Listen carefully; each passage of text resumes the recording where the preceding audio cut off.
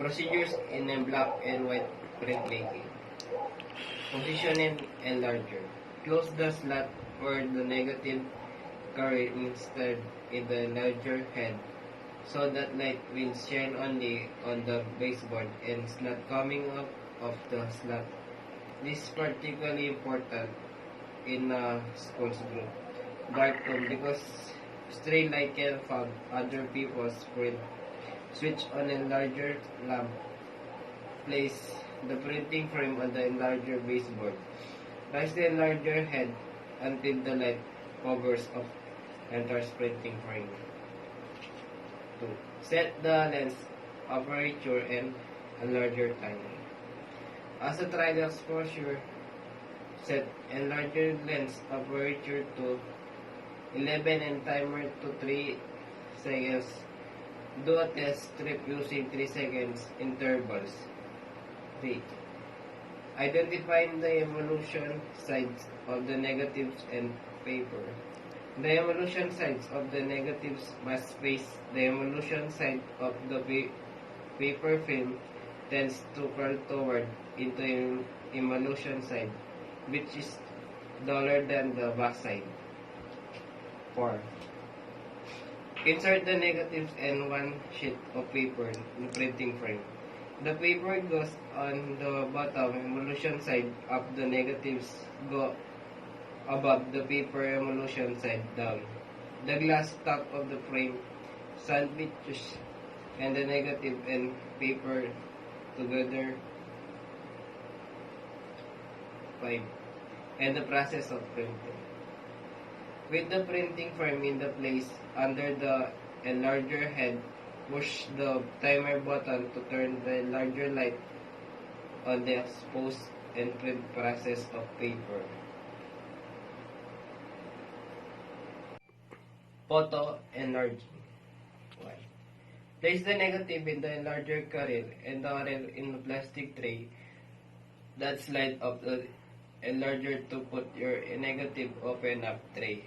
And insert negative into the image one to enlarger is lined up, which is square hole and tray. Then close the tray and slide the current block into the enlarger.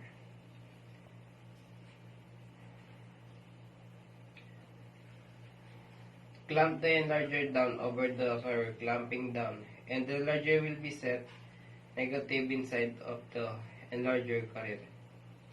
The right way to clamp down the enlarger will be depend of the photo enlarger you're using, but there's usually and switch or lever on the side of the device that you're supposed to pull turn. 3. Position a sheet of scrap paper of the project plane.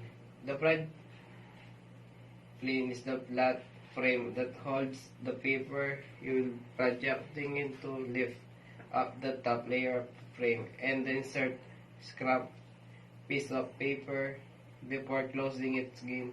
Then place the frame down on the base of the enlarger.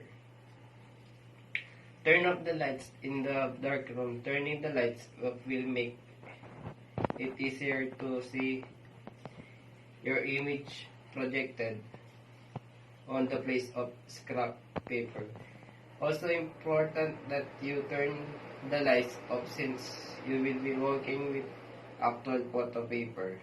Later on, the lights are on when you remove the photo paper from the packaging. It will be frame.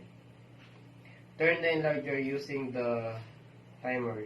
Timer will be a small box that connected to enlarger, but the cord to turn the enlarger on locate on which on the timer up. Flip it. After you flip it, the display on the timer should light under. Press the outlet focus to turn the light bulb inside the enlarger on.